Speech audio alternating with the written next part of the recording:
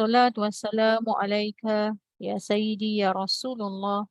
خذ بيدي قل أسهلتي أدركني. لا إله إلا الله وحده لا شريك له، له الملك وهو على كل شيء قدير. اللهم فقهه في الدين وعلمه التأويل وما يذكر وإلى أولي الألباب. ربنا زدنا علما نافعا وارزقنا فهم النبيين والإلهمنا ملائكة المقربين برحمتك يا أرحم الراحمين. اللهم تف علينا حكمتك وانشر علينا من خزائن رحمتك يا أرحم الراحمين والحمد لله رب العالمين.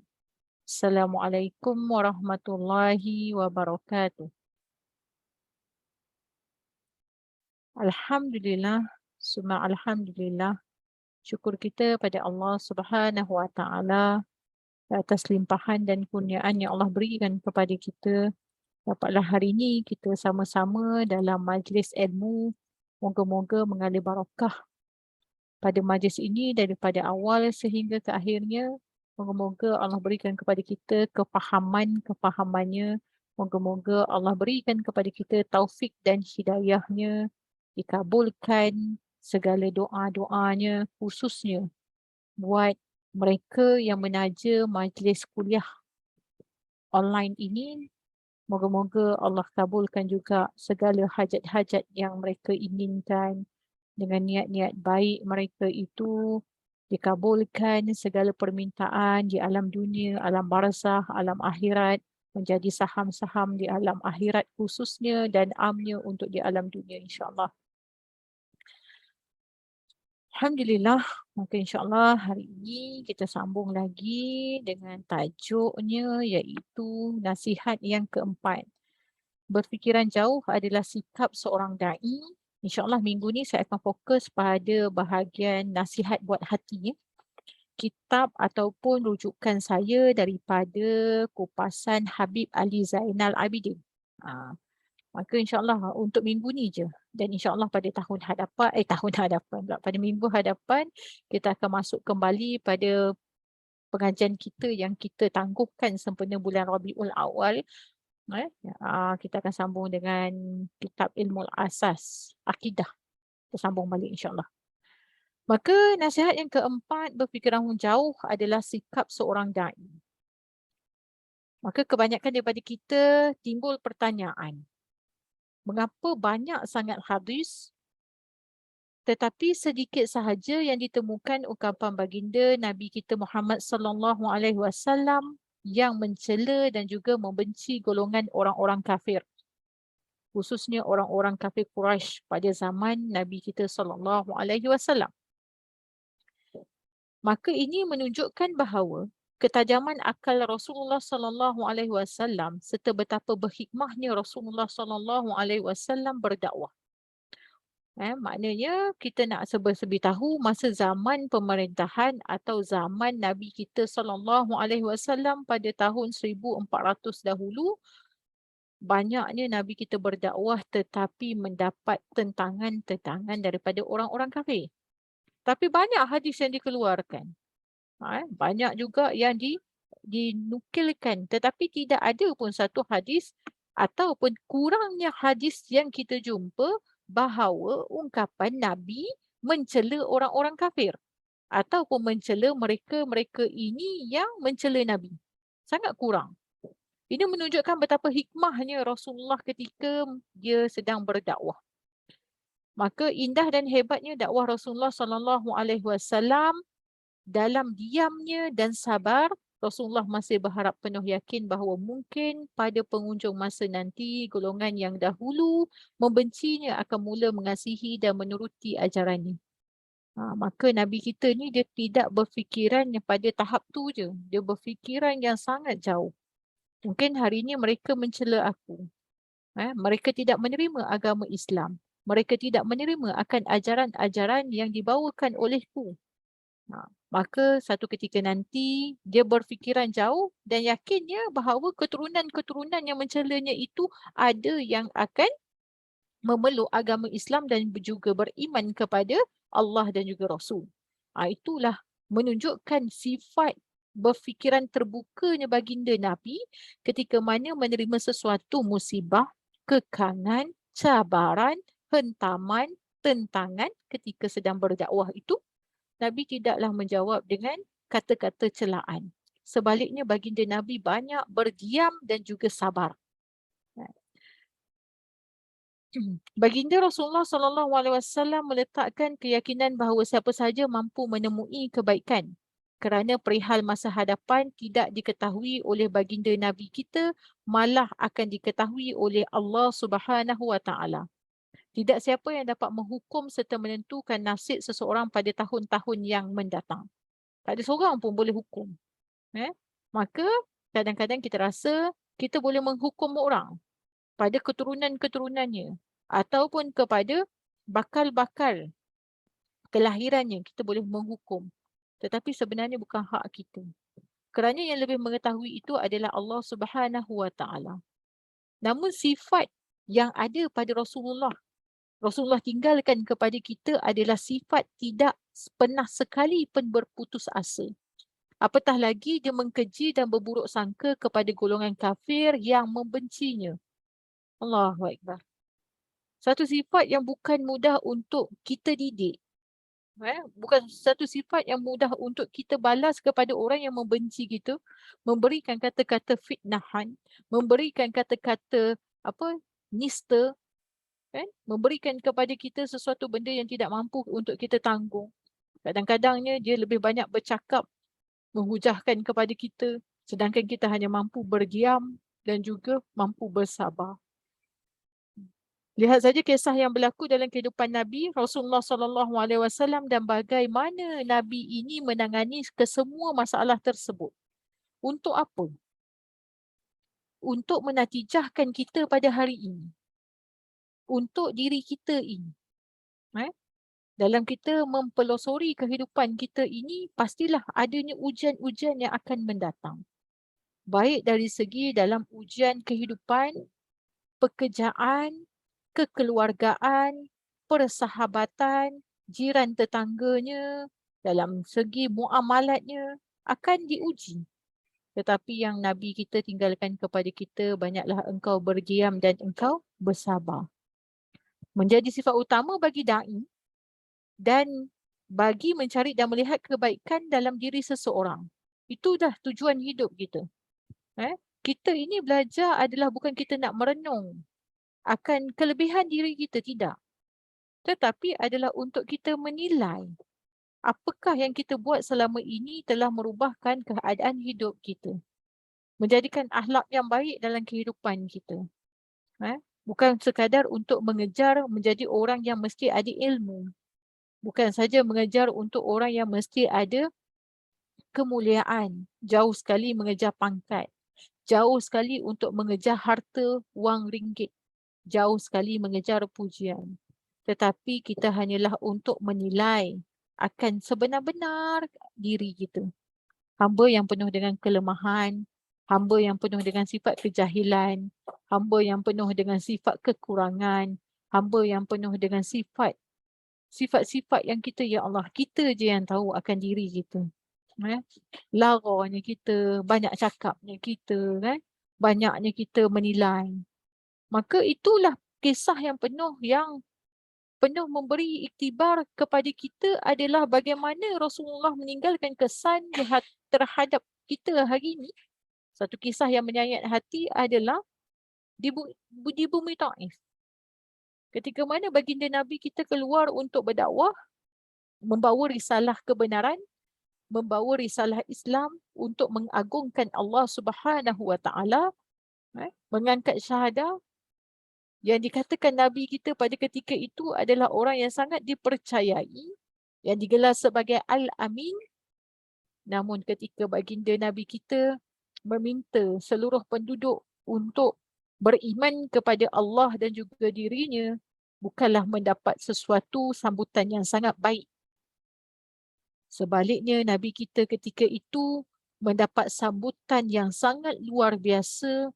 Nabi kita dihina, Nabi kita dimaki, Nabi kita dicaci, Nabi kita dibalingkan batu kepada tubuh badannya sehingga berdarah. Maka Rasulullah masih lagi tidak berputus asa dan dia tidak minta juga keburukan yang akan menimpa kepada penduduk Taif. Walaupun ketika itu tawaran daripada malaikat Jibril menghampiri Rasulullah sallallahu alaihi wasallam untuk apa? Memberikan pertolongan. Malaikat-malaikat penjaga gunung memberikan tawaran kepada baginda Nabi untuk merebahkan diri mereka, bukan diri malaikat, tetapi merebahkan gunung-gunung itu agar meruntuhkan diri mereka itu sehingga menenggelamkan penduduk-penduduk Taif di atas apa yang mereka lakukan kepada baginda Nabi. Tetapi Nabi kita tidaklah mengambil keputusan sebegitu. Sebaliknya baginda Nabi kita, dia minta supaya jangan buat apa-apa. Kerana ada keturunan daripada sulbi mereka yang akan memeluk agama Islam, yang akan beriman kepada Allah dan juga Rasul.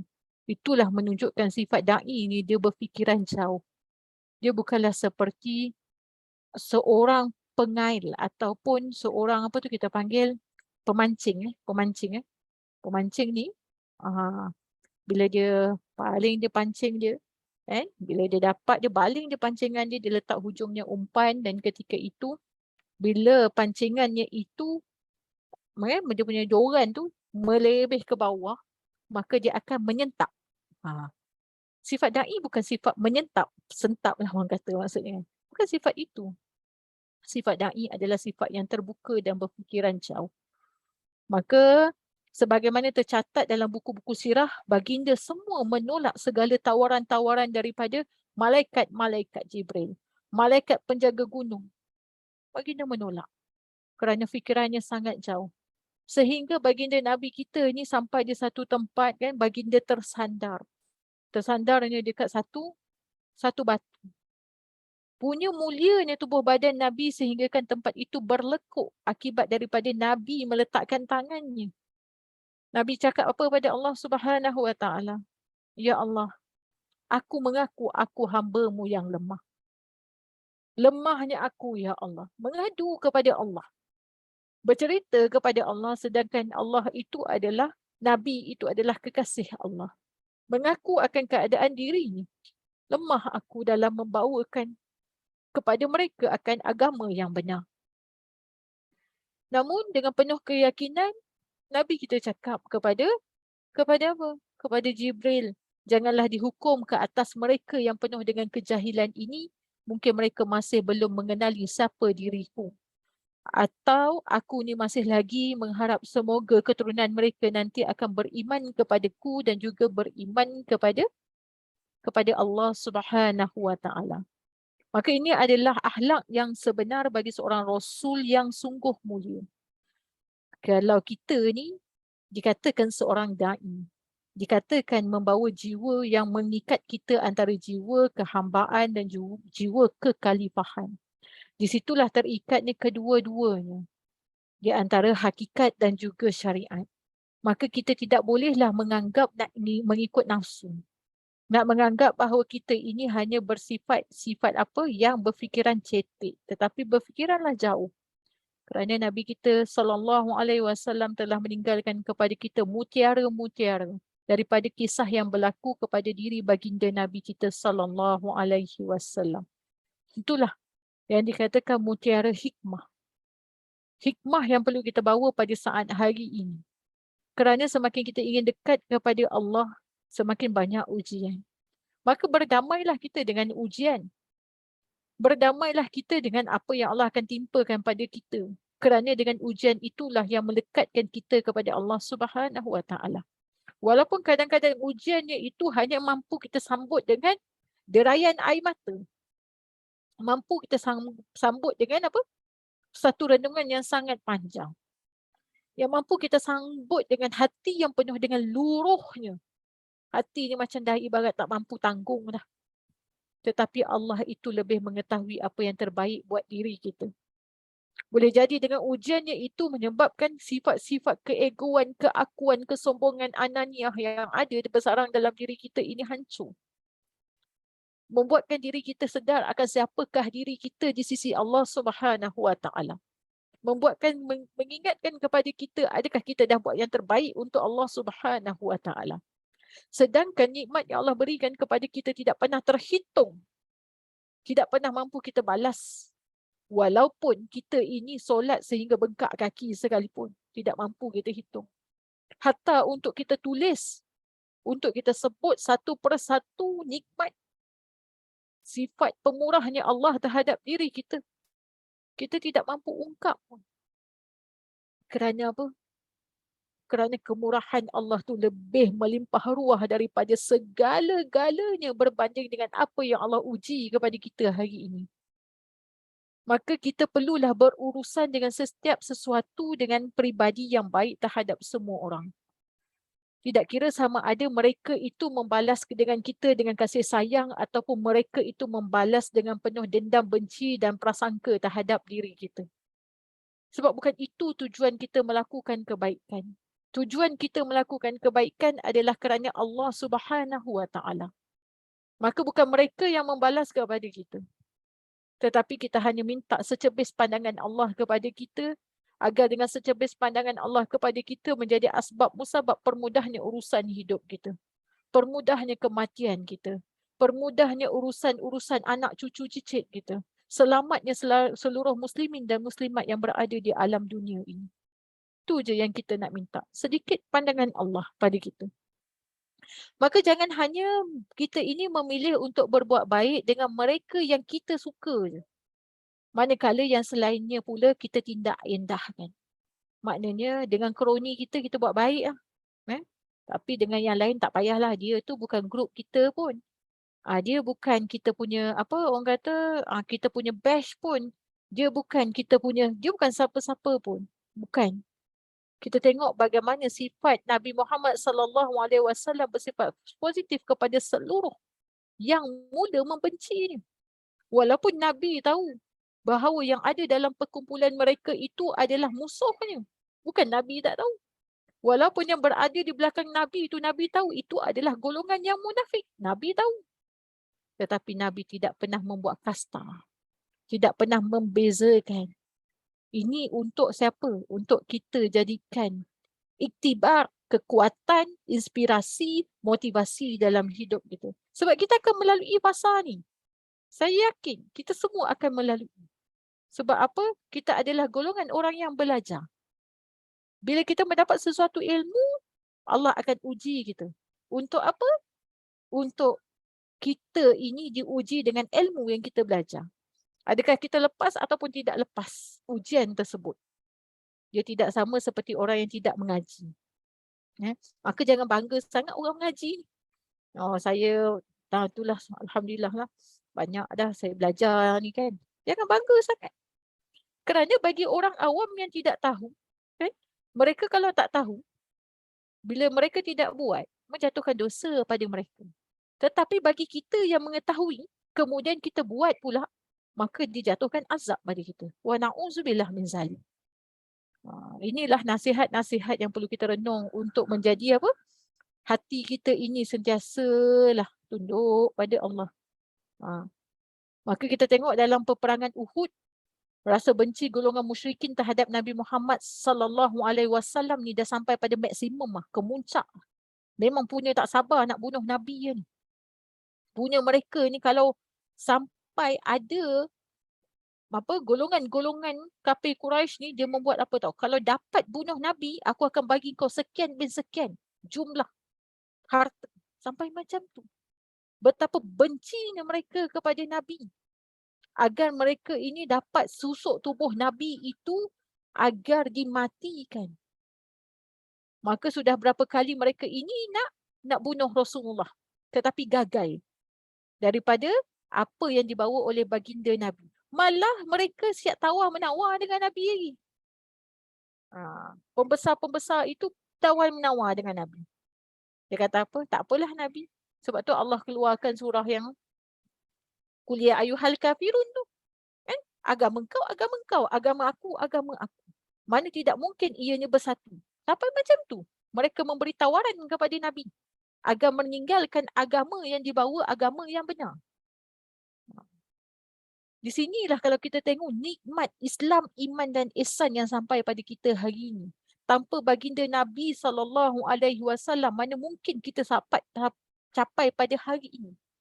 Kalau tanpa baginda Nabi, mana mungkin alam ini akan diciptakan. Kalau tanpa kurniaan kemuliaan baginda Nabi SAW, mana mungkin kita akan terselamat di akhirat kelak. Semuanya kerana Nabi. Maka di situlah dikatakan dalam peperangan ini mereka mempunyai peluang yang sangat keemasan untuk membunuh Nabi kita SAW. Di perang Uhud itu, apabila para sahabat tidak mendengar arahan daripada Nabi dengan sangat jelas, Nabi kata jangan turun, jangan kau ambil harta rampasan. Tapi dia nampak macam musuh dah mula beredar. Kerana apa? Natijah daripada perang Uhud ini adalah di dalam hati para sahabat, di dalam hati para tentera Islam ketika itu masih lagi ada secebis cinta dunia. Inilah hukumannya di sebalik ibrah peristiwa perang Uhud. Bila dah tengok dia orang dah beredar, mereka ni kata, takkan Nabi kata duduk di tempat masing-masing. Tapi mereka ni dah tengok pakat musuh dah naik mula atas bukit, mereka pun mula turun. Dia turun nak ambil harta rampasan perang. Ketika itulah pihak musuh mula menyerang Nabi Muhammad SAW. Tentangan demi tentangan di belah kiri, kanan, depan, atas, bawah. Lalu yang menentang, yang menyelamatkan Nabi itu memeluk Nabi, lalu menarik Nabi untuk menyorok di sebalik batu, sebalik gunung, menyelamatkan Nabi kita SAW. Namun akhirnya mereka tidak berjaya membunuh Nabi. Meskipun berjaya melindungi diri Nabi daripada terbunuh, menyatakan baginda Rasulullah SAW menyatakan satu ucapan yang sungguh sayu dan meruntun hati. Rasulullah SAW mengatakan, bagaimana mungkin sesuatu kaum itu boleh berjaya sedangkan mereka sanggup melukakan Nabi mereka sendiri. Allahu Akbar. Macam mana nak berjaya kalau tanpa Nabi kita? Ketika Nabi cakap macam tu, mengukirkan kata-kata sedemikian kerana Nabi kita bimbang golongan yang sedang memerangi ini akan diazab oleh Allah Subhanahu Wa Taala di atas kejahilan mereka sendiri. Inilah antara bagaimana kita ni nak renung. Sebab mereka tu jahil, tak tahu. Tak sampainya cahaya-cahaya. Kita ni alhamdulillah syukur rahmat pada Allah kerana Allah berikan kepada kita sedikit je taufik dan hidayah. Allah pacahkan sedikit je cahaya Allah dalam hati kita. Maka ketika para sahabat dengar ada Nabi cakap macam tu, kalaulah begitu ya Rasulullah, pohonlah kepada Allah Subhanahu Wa Taala agar Allah membinasakan mereka itu. Sampai macam itulah para sahabat minta. Tapi keluar satu balasan yang luar biasa daripada mulut Nabi Muhammad SAW, dia menjawab dengan doa. Seperti mana doa ini telah tertulis dalam Sahih Muslim, Nabi Muhammad SAW, ya Allah, ya Tuhan kami, wahai Tuhan, Kau berikanlah petunjuk kepada mereka itu ya Allah. Mungkin mereka tidak mengetahui bahawa aku ini adalah seorang Rasul yang Engkau utuskan untuk mereka. Maka kita tengok saat Nabi ni hampir dibunuh pun, masih lagi Nabi minta kepada Allah agar diberikan petunjuk dan hidayah kepada mereka. Inilah antara mulianya peribadi dan betapa luhurnya akhlak Nabi SAW di saat mereka itu membenci. Maka moga-moga dengan kisah ini yang terlalu singkat dan terlalu pendek ini memberikan satu iktibar dalam hidup kita. Semua akan melalui fasa ujian. Cuma ujian itu antara ujian yang besar ataupun ujian yang sikit. Tapi tetap melalui ujian. Namun yakinlah dengan kalimah la yukallifullahu nafsan illa wus'aha. Allah tidak akan membebani kita dengan sesuatu ujian yang kita tidak sanggup atau tidak tanggung. Maka kita minta pertolongan daripada Allah. Ya Allah, tak sanggup dah dengan ujian ni ya Allah. Mungkin ada orang yang diuji dengan sakit yang sangat lama. Dah tak sanggup dah ya Allah.